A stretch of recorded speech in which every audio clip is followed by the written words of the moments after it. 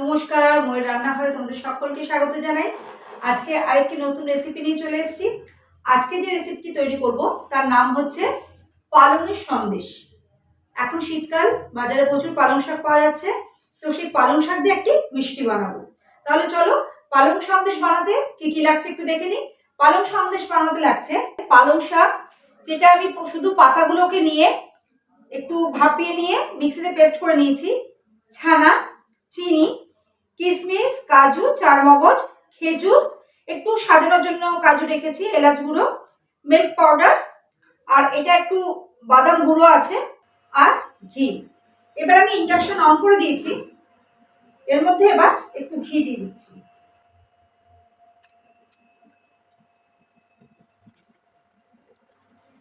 ঘি গলে গেছে। এবার এর মধ্যে এই যে ড্রাই ফ্রুটগুলো নিয়েছিলাম আমি, চারমগজ, কিশমিশ আর কাজু, সেগুলো একটু ভেজে নিচ্ছি। এগুলো ভাজা হয়ে গেছে, এবার আস্তে আস্তে একটু তুলে নিচ্ছি প্লেটে। এবার এই ঘিয়ের মধ্যে এই যে পালং শাকটা পেস্ট করে রেখেছি সেটা আমি এর মধ্যে দিয়ে দিচ্ছি।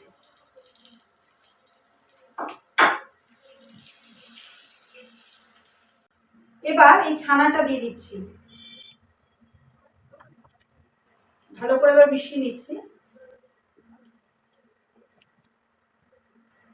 এবার এর মধ্যে আমি চিনি গুঁড়ো দিচ্ছি,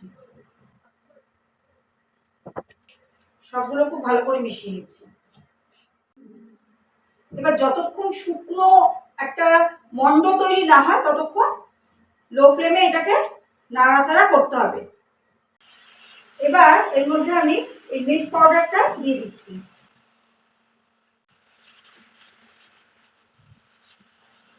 এবার এই যে বাদাম গুঁড়ো করে রেখেছি সেটা দিয়ে দিলাম।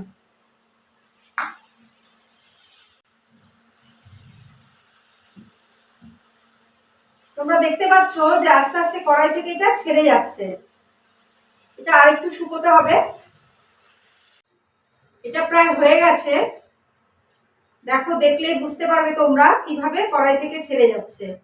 এবার আমি এর মধ্যে এই যে ড্রাই ফ্রুট গুলো ভেজে রেখেছি সেগুলো দিয়ে দেব।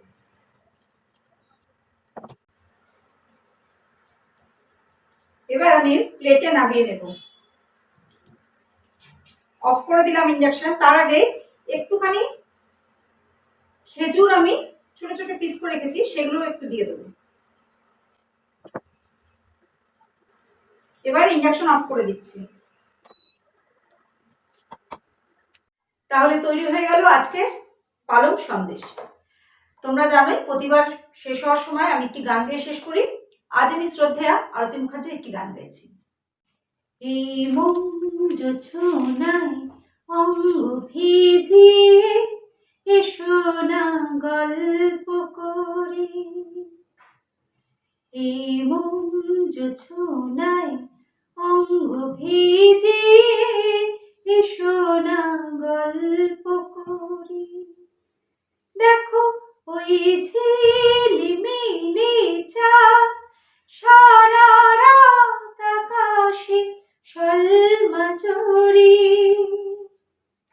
এই মঞ্জ ছোনায় অঙ্গ ভিজিয়ে এসো না গল্প করি, ও এসো না গল্প করি, এসো না গল্প করি। নমস্কার।